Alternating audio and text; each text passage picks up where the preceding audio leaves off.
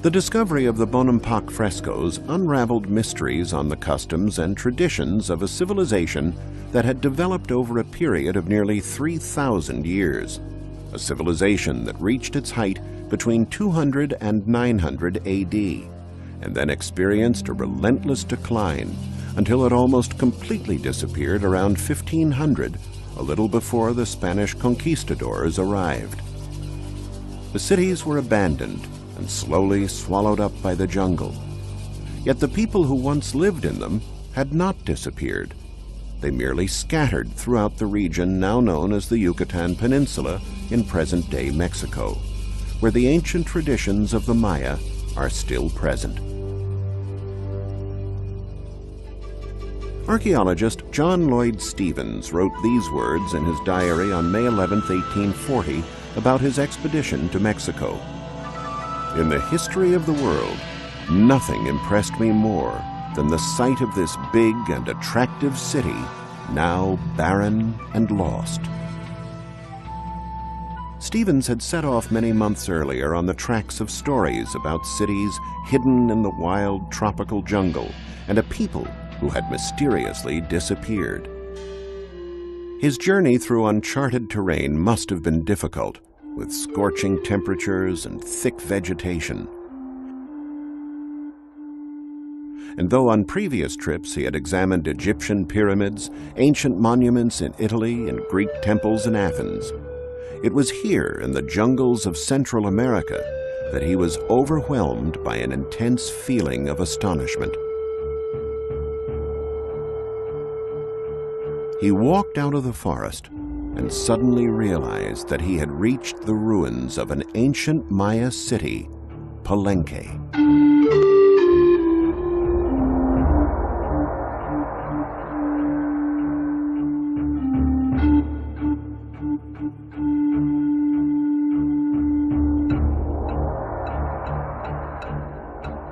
Stephens and an architect, Frederick Catherwood, who painted watercolors of the area, were breathless when they saw the city's sacred grounds.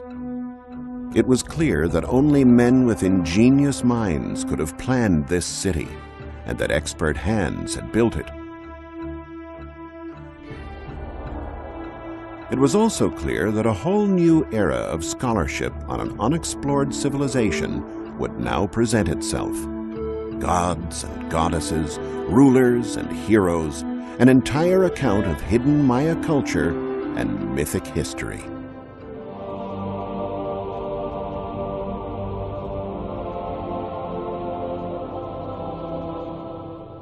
At the time of its splendor, Palenque covered an area of over 6 square miles with a population of tens of thousands.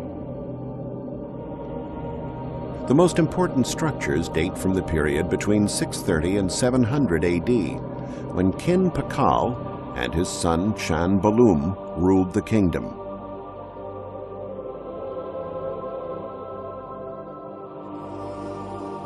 The palace, the home of the royal family, was erected in the city center on a 33-foot-high platform.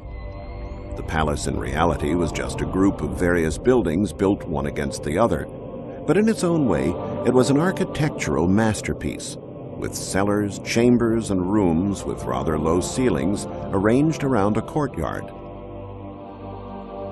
The bas-reliefs that decorate the walls are still striking today, even though many of the colors, which Stephens and Catherwood marveled about, have almost completely faded.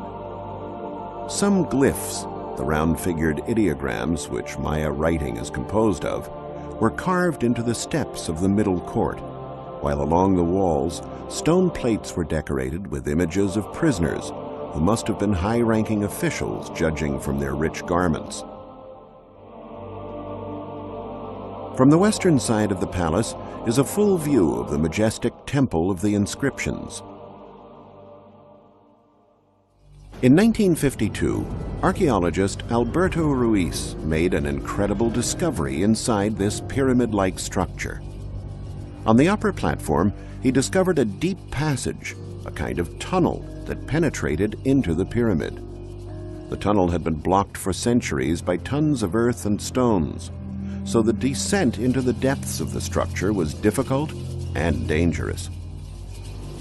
After months of digging, Alberto Ruiz descended the entire length of the tunnel. He reached an underground room where he discovered a great sarcophagus containing the tomb of King Kin Pakal, who lived at Palenque in 700 AD. It was one of the most important. For the inhabitants of Palenque, the most important buildings in the city were those making up a group now called the Cross Group. It is composed of 3 rectangular buildings surmounted by a crest-like structure. They are temples dedicated to Maya divinities and owe their name to a mistake made by the first discoverers who mistook the symbol of the ceiba, the cosmic tree of the Maya, for the Christian cross.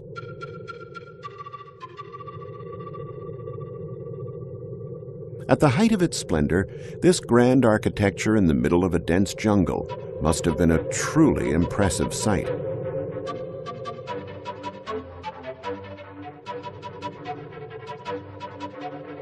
All the buildings were painted red, to the Maya, the color of life. The main temple was decorated with stuccos portraying King Pakal together with the god Kappa, protector of the ruling class.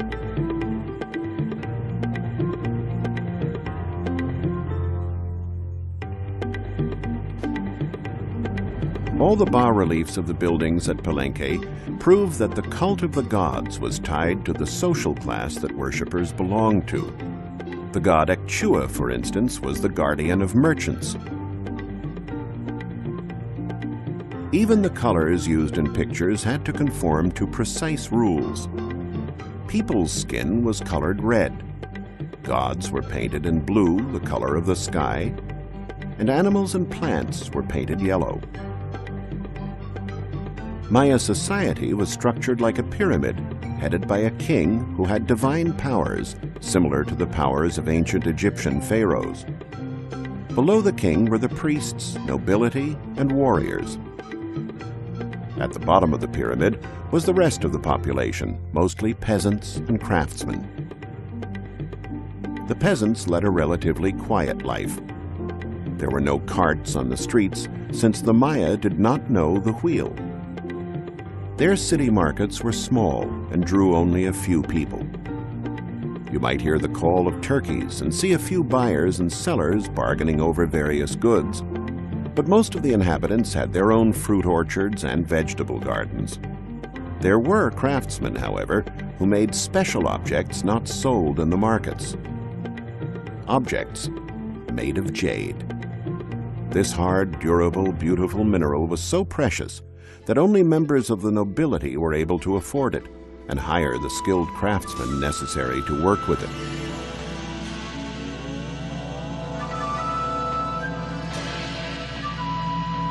Jade objects would have been traded in one of the richest cities of the Yucatan, Chichen Itza. Chichen Itza was founded at the end of the 8th century AD and represented the consolidation of a powerful Maya state sustained by trade, tribute, and war. In the middle of town there was a great pyramid known as El Castillo, the castle, which apparently was dedicated to the worship of Kukulkan, the Maya name of the Aztec god Quetzalcoatl. The 365 steps of the Castillo suggest that the building functioned as a giant chronographic marker, and on the days of the equinox, the sun casts a shadow that illuminates a serpent on the north staircase.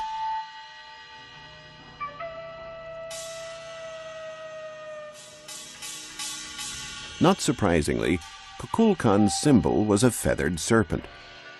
At the top, the Maya had erected a vaulted temple decorated with bas-reliefs depicting warriors. Only priests were entitled to officiate at ceremonies and appear in front of the population from the height where the temples were erected.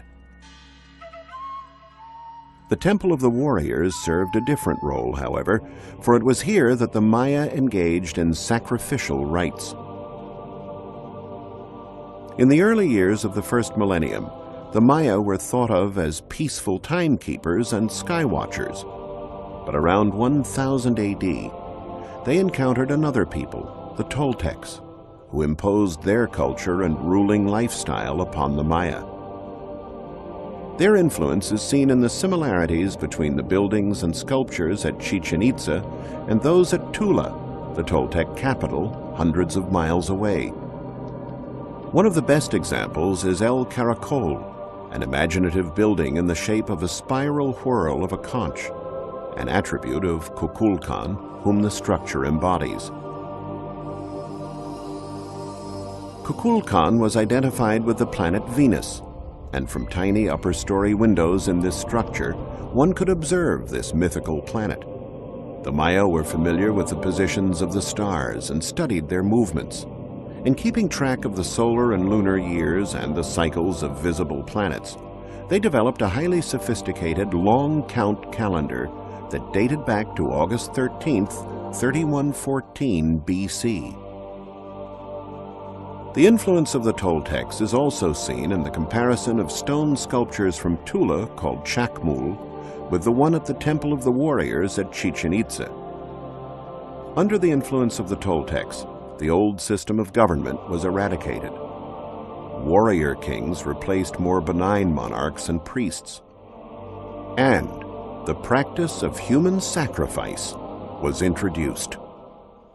An example of this is seen in the Chacmul at the top of the stairway of the Temple of the Warriors. A reclining statue is faced toward El Castillo, holding a bowl in his hand. It is here where they put the hearts torn out of the chests of sacrificial victims. Sports and ball playing were part of daily life at Chichen Itza, except there was a lot more riding on the outcomes than prizes or trophies. They played a game called pelota, and the ball court at Chichen Itza was the largest in Central America, 560 feet long and 165 feet wide. The object of the game, which was more a religious rite than recreational, was to throw a rubber ball into a stone hoop. What made the task hard was the fact that players couldn't use their hands or feet. They had to use their hips or elbows to move the ball. A bas-relief shows two teams competing against each other. But this bas-relief shows the bloody outcome. A player who was defeated is being decapitated. The fate of players from the losing side. A long platform bears depictions of skulls, presumably the skulls of the losers. But according to some scholars, winners as well might have been beheaded. It was considered an honor, having won, to go to a heaven of warriors. The practice of human sacrifice was described by Bishop Diego de Landa, a Spaniard who lived in the 16th century. He himself was guilty of committing a number of crimes while attempting to convert the inhabitants to Christianity. Among these, the so-called auto da fe, or public burning of Mani, in which all written documents from this classical period of the Maya were destroyed by fire. The Maya were the first people of the New World to keep historical records, with a written history that begins in 50 BC. But today, only 4 of thousands of books written in hieroglyphs still exist, one of which is the so-called Dresden Codex. Maya books were made of fig tree bark folded like an accordion. Although everyone could learn how to write, only priests were allowed to compile books and read sacred scriptures. The greatest difficulty in deciphering Maya writing lies in interpreting the glyphs, since they are based on a system that combines ideograph and phonetic elements. It's a complicated system that was finally unraveled by Russian epigraphist Yuri Norosev, who wrote the first Mayan grammar that was published in 1950.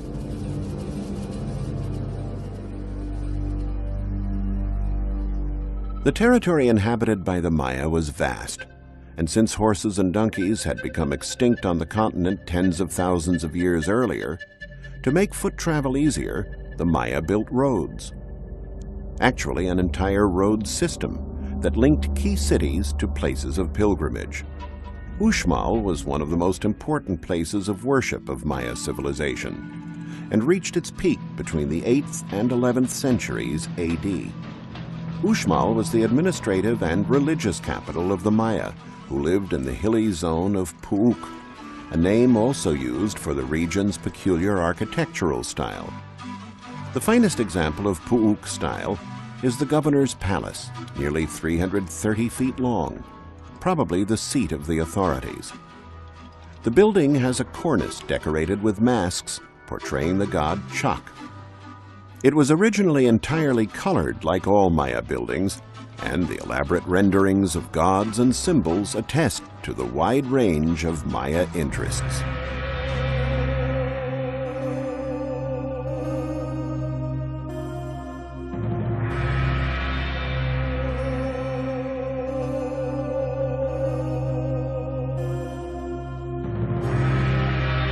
However, the most majestic monument at Uxmal was the Pyramid, or Temple of the Magician. It was erected primarily to worship the gods of heaven, but it too served as an observatory to study the movements of celestial bodies. Like the governor's palace, the pyramid was decorated with representations of the mask of the god Chak. This sculpture, portraying the tattooed face of a priest coming out of a serpent's mouth, was discovered inside the pyramid.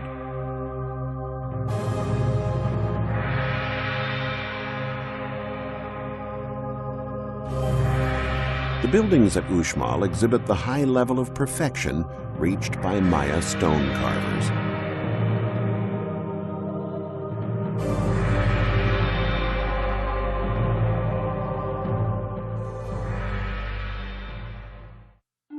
Not all Maya settlements were situated in the middle of the jungle. Fortified cities were also erected by the sea to make the coast safer. One of these places, built by the Caribbean Sea, was Tulum. This was the site of the first meeting in 1518 of the Maya and the Spanish who arrived by sea. The conquistadors had to be amazed to see such a formidable city in this beautiful natural setting. In the Temple of the Frescoes are some of the most awe-inspiring Maya paintings that have stood the test of time. There are illustrations of the gods of the Maya pantheon that dominated the universe of the living as well as of the dead. The drawings evidence a culture that was sensitive to the importance of color.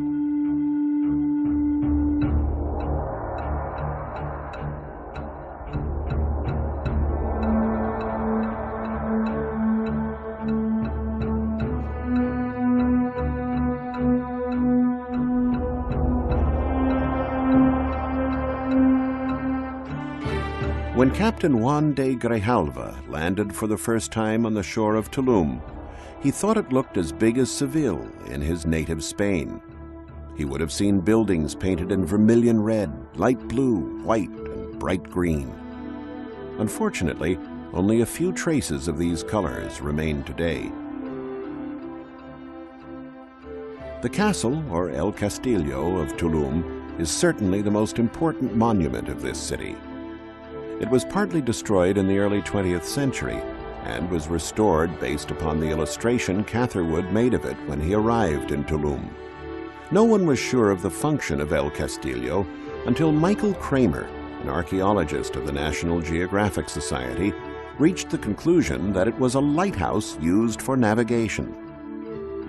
In fact, not very far from Tulum is the island of Cozumel, which in Mayan language means place of the swallows. In ancient times, there were many vessels that sailed back and forth between the island and the mainland. The sailors of these boats probably relied on the help of lighthouses like the one at Tulum to get their bearings.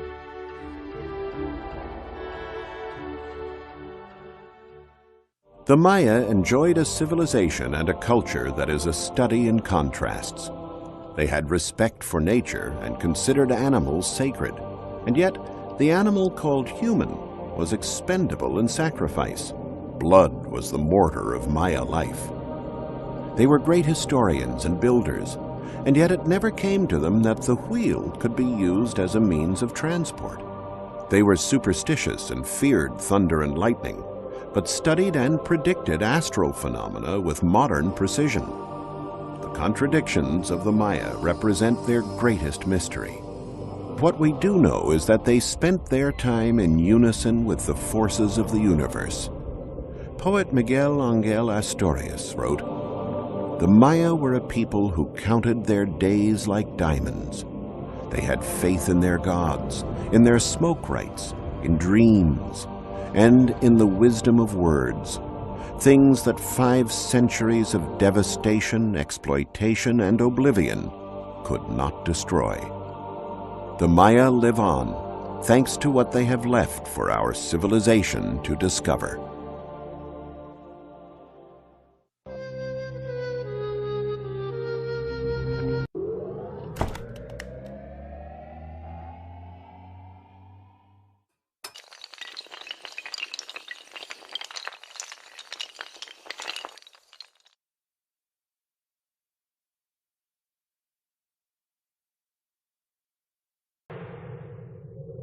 An important testament to the power of the Hittite Empire before its demise is preserved in Egypt, a land that was once its enemy.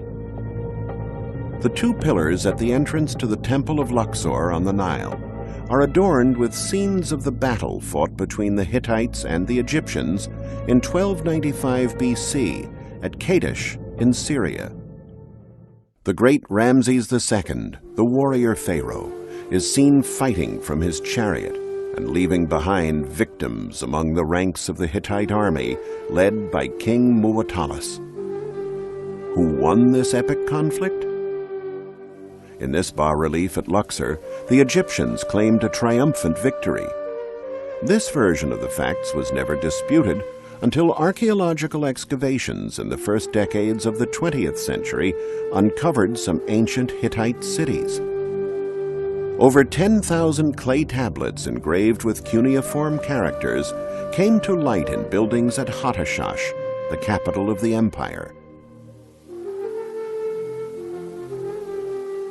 One of these tablets, preserved at the Archaeology Museum in Istanbul, bears the inscription Kadesh Peace Treaty.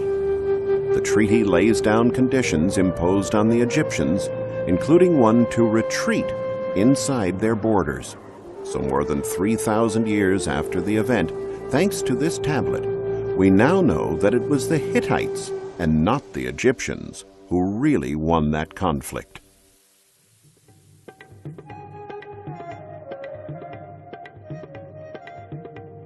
Over the centuries, Asia Minor has seen numerous civilizations flourish. After the Hittites, the country reached a high civil and cultural level thanks to populations of Greeks who had settled along its coasts. Later on, during the period of Roman rule, Asia Minor became one of the richest provinces of the empire. Turkey was also the cradle of the great Byzantine Empire, an evolution of the equally famous Eastern Roman Empire.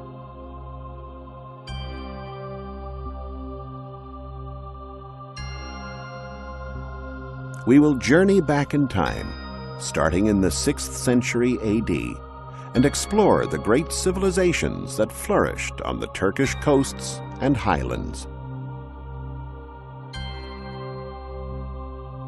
Ankara is currently the capital of Turkey, but for centuries the real capital of this part of the world was Byzantium, later called Constantinople, then renamed Istanbul.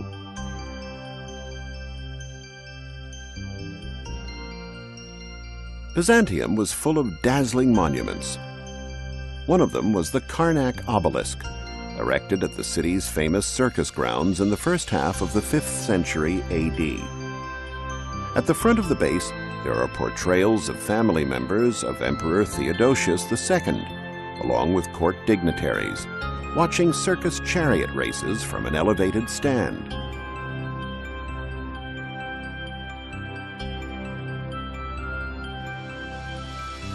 On one of the sides, there is a depiction of the transport and erection of the obelisk itself.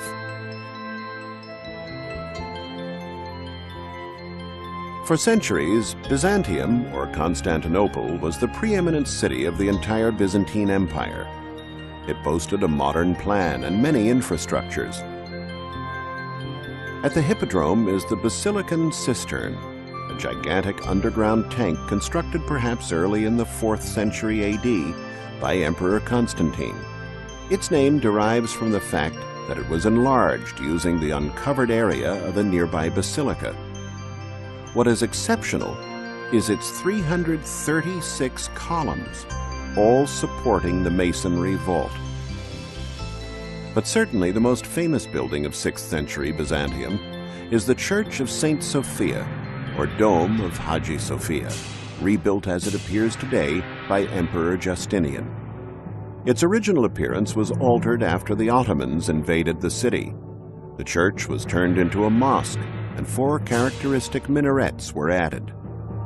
Beautiful Byzantine mosaics covered with plaster in 1700 were brought to light in the 20th century when the mosque was turned into the Hagia Sophia, or Hagia Sophia Museum. Saint Sophia was known as the incarnation of divine wisdom. Praying to her in this divine basilica must have filled thousands of visitors over the years with a sense of spirituality and grace.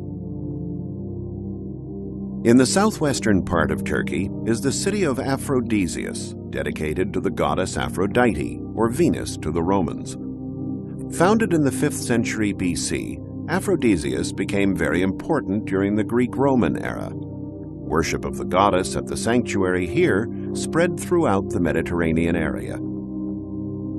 Important archaeological discoveries have been made here since the 1960s.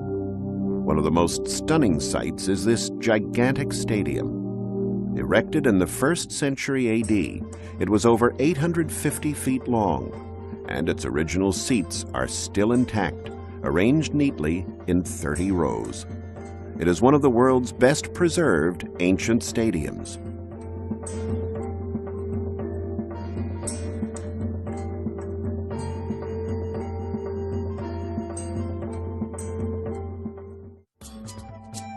In the middle of Aphrodisias stood the Agora, a rectangular market area surrounded on 3 sides by marvelous colonnades.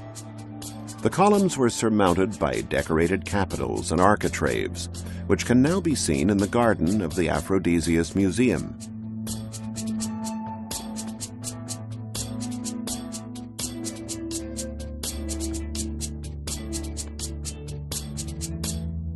The theater here, which dates back to the end of the 2nd century AD, is also in a superb state of preservation. It has a capacity of 10,000 spectators. Built by Julius Zolios, it was dedicated to Aphrodite and the city. Zolios was a native of Aphrodisias and a former slave of Emperor Augustus. He did the city a very important service by having it obtain the special status of autonomous city exempt from taxes. The most sacred site in the city, of course, was the sanctuary of Aphrodite. This is the tetrapylon, the gateway to the sanctuary.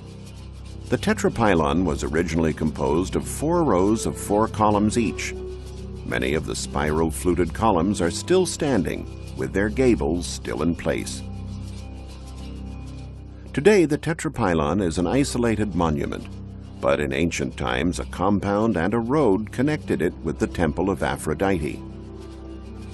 The temple itself was rebuilt in the 1st century BC with 8 columns on the short sides and 15 on the long sides.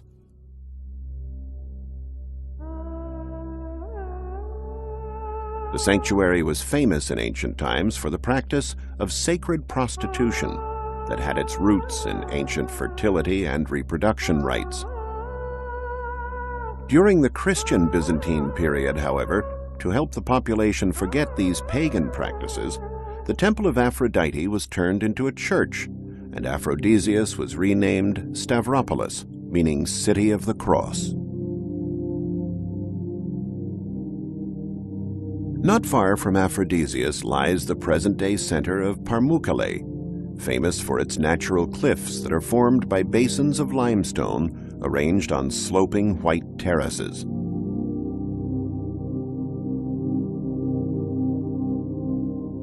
Palenque is the site of ancient Hierapolis, founded by the king of Pergamum in 190 BC.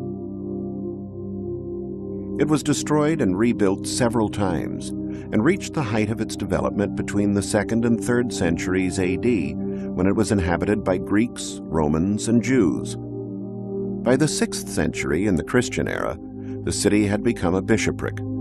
However, this did not prevent people from continuing to worship Pluto, the great pagan god of the underworld. Pluto's realm, the House of Hades, or Kingdom of the Dead, was thought to be located beneath the earth. Worshippers, part of a chthonic cult, perhaps thought the god had access to the Kingdom of the Dead somewhere under the ground at Hierapolis.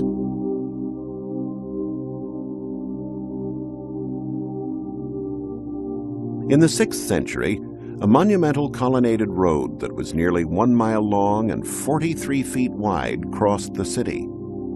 Near the colonnaded street, there was a central fountain and a pond containing water believed to have healing properties. It's now been turned into a swimming pool for tourists.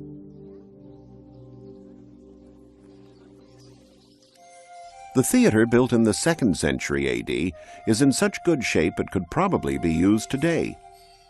Since 1957, Italian archaeologists have been bringing to light the cavea, 26 magnificent tiers of seating, along with marble reliefs that recount the myths of Apollo and Artemis.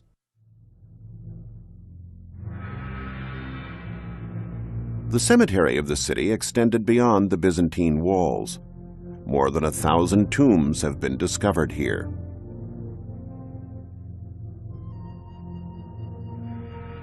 In the center of the ancient city, however, is probably where the so-called Plutonium, or Sanctuary of Pluto, was erected.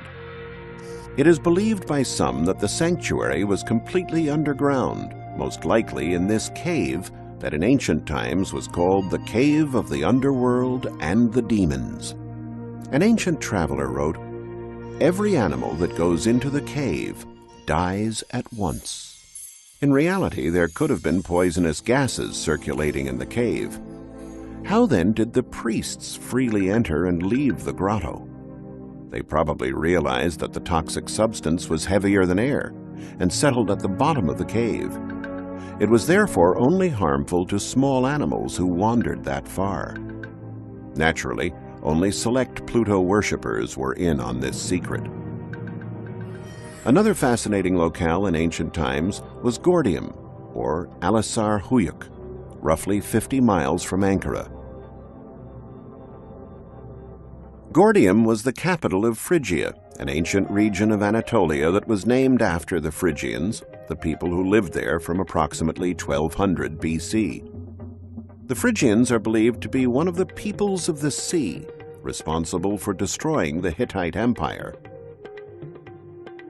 Originally from Thrace, a region at the easternmost tip of the Balkan Peninsula, the Phrygians reached the height of their power around the 8th century BC.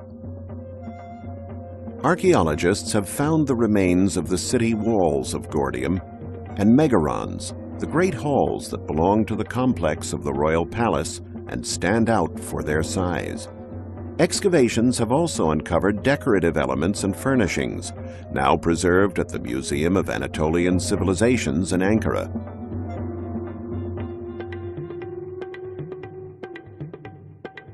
But one of the greatest discoveries concerned the first great king of Phrygia, the mythical and legendary King Midas. It was said that Dionysius gave him the power to turn everything he touched into gold. In 1949, an American archaeological expedition discovered his tomb, thereby turning a mythical personality into a historical figure. The tomb was 820 feet in diameter and 174 feet high. To access the burial chamber, archaeologists had to dig a 230-foot-long tunnel. They ended up in a spacious hall measuring 20 by 17 feet that was entirely wood-paneled. This is the tomb of King Midas, rebuilt at the Ankara Museum. The corpse was laid on a wooden bed, and bone analysis has proven that at the time of death, the man was about 60 years old and slightly over 5 feet tall. Working from the skull that was found, this is what King Midas would have looked like. His burial kit included tripods, bronze basins, caskets, and other objects, but strangely enough for the tomb of the legendary King Midas, there was not even one gold item. Moving further east, we come to the ruins of the great city of the Hittite Empire in the heart of the Anatolian highlands, Hattashsh, present-day Boakoi. The Hittites were a people of Indo-European origin who arrived there around the end of the 3rd millennium BC from regions situated north of the Black Sea. Deciphering the tablets of the Hattashsh archives has revealed aspects of the social and political life of the Hittites, as well as the triumphs of their kings and armies. Though most of the significant traces of this ancient civilization have disappeared, one strong archaeological find remains: the great Hittite sanctuary at Yazilikia, near Hattashsh, erected in 1400 BC. The sanctuary was thought to have been inhabited by wicked pagan gods. Today, it yields incredible evidence of the Hittite civilization. The sanctuary is composed of 2 environments, dug into a 40-foot-high block of rock that archaeologists have divided into Chamber A and Chamber B.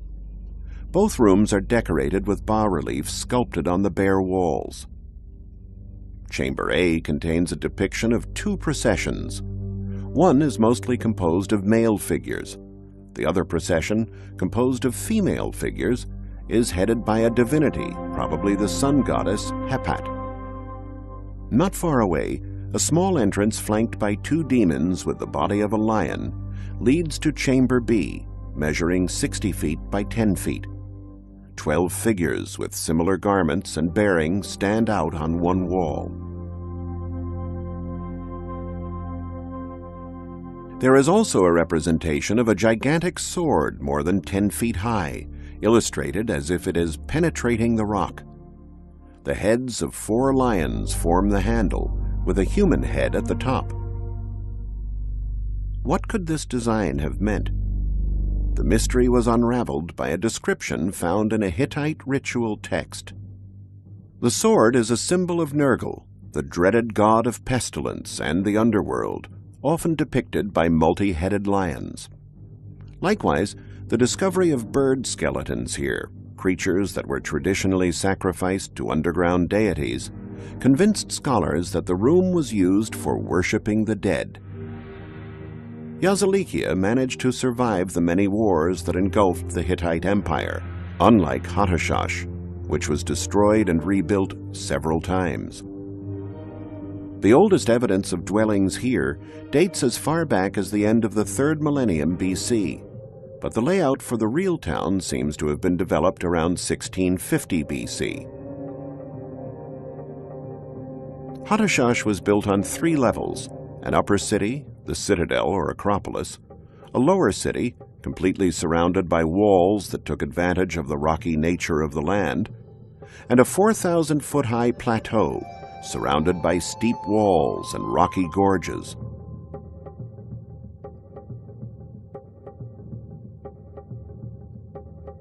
The walls formed a circuit that was about 3.5 miles long. Above an earth bulwark 30 feet high, they had erected crenellated walls alternated with mighty rectangular towers. This discovery allowed archaeologists to understand how the wall was made. It was only one of a treasure trove of finds in the area. Archaeologists also found the so-called Royal Gate, or Gate of the Kings. 2 towers flanked the gateway, and bronze-plated gates probably provided additional defense. 2 great statues of the war god dominated the entrance hall. This is a copy. The original is at the Ankara Museum.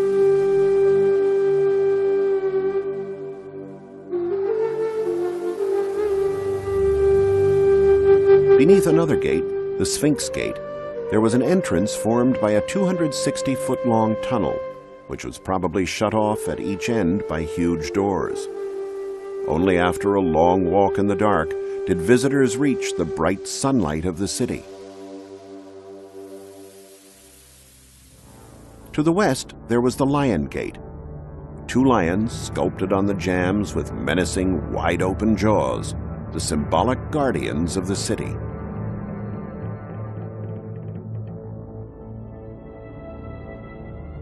From the excavations, it appears there was no specific city plan. The streets must have been winding and haphazard.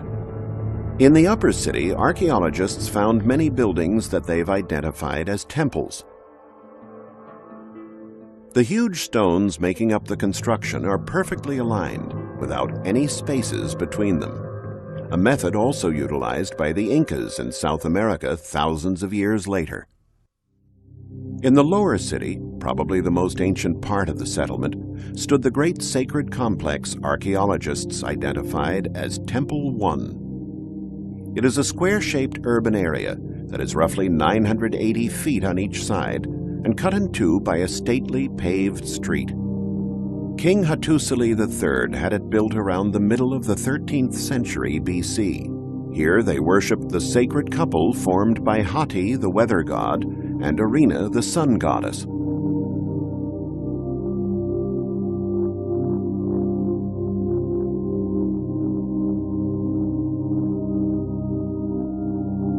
The many rooms surrounding the temple, characterized by enormous aligned jars, were probably necessary for the sanctuary's elaborate religious rites and festivals that were put on before very large crowds.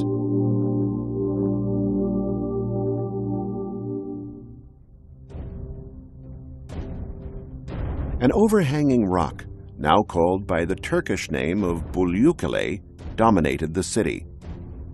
Bulyukale was the Acropolis or citadel and was the site of the king's residence. It was a natural fortress, a plateau measuring 650 by 500 feet, and every inch of space was utilized. With the gates, the towers, the walls, buildings, and royal palace, the citadel was a formidable sight. The structures were of many shapes and sizes and were generally planned to face a courtyard. The walls were crenellated, meaning they were notched for battlements, and all around there were towers to add to the defense. The purposes of all the different buildings have not been discovered. Naturally, some were used as living spaces, some seemed to be auditoriums, others had religious functions.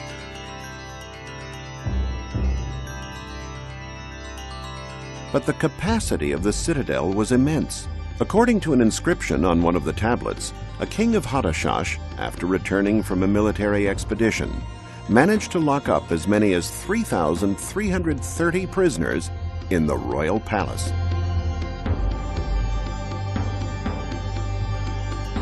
So what happened to the Hittites? Once their cities were destroyed, they apparently just scattered throughout the countryside. After the Hittites, hundreds of different armies and peoples settled in or simply passed through the regions of the Anatolian highlands. Centrally located, it was a focal point for passage east and west. An ancient poem about the people who lived in this region says, "We are what we've been. 1,000 faces have preceded us, and those faces are still found in 1,000 glances."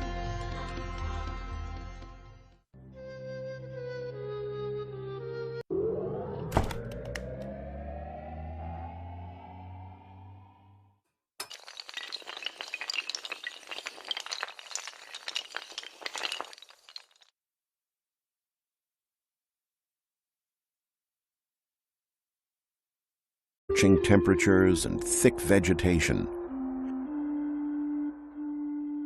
And though on previous trips he had examined Egyptian pyramids, ancient monuments in Italy, and Greek temples in Athens, it was here in the jungles of Central America that he was overwhelmed by an intense feeling of astonishment. He walked out of the forest and suddenly realized that he had reached the ruins of an ancient Maya city, Palenque.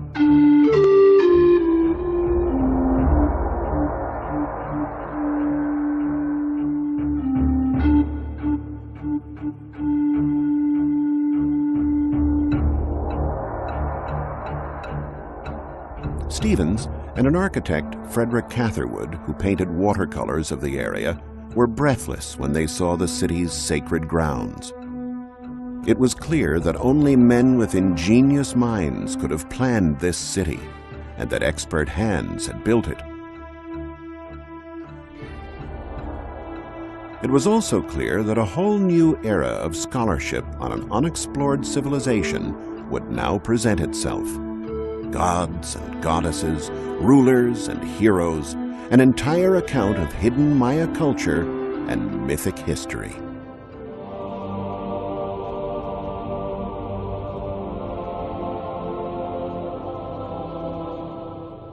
At the time of its splendor, Palenque covered an area of over 6 square miles with a population of tens of thousands. Had not disappeared. They merely scattered throughout the region now known as the Yucatan Peninsula in present-day Mexico, where the ancient traditions of the Maya are still present. Archaeologist John Lloyd Stevens wrote these words in his diary on May 11, 1840, about his expedition to Mexico. "In the history of the world, nothing impressed me more than the sight of this big and attractive city, now barren and lost." Stevens had set off many months earlier on the tracks of stories about cities hidden in the wild tropical jungle and a people who had mysteriously disappeared. His journey through uncharted terrain must have been difficult, with scorching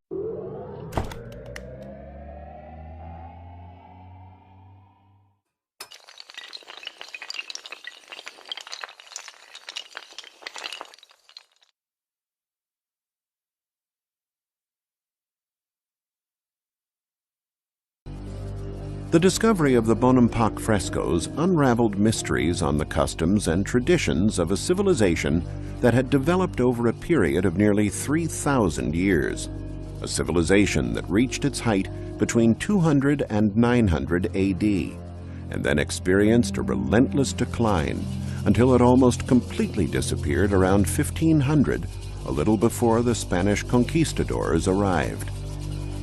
The cities were abandoned and slowly swallowed up by the jungle.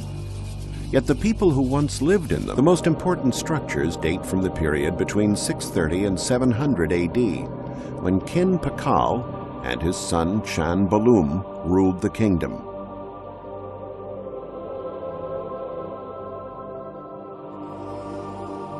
The palace, the home of the royal family, was erected in the city center on a 33-foot-high platform. The palace in reality was just a group of various buildings built one against the other, but in its own way it was an architectural masterpiece, with cellars, chambers, and rooms with rather low ceilings arranged around a courtyard. The bas-reliefs that decorate the walls are still striking today, even though many of the colors, which Stevens and Catherwood marveled about, have almost completely faded. Some glyphs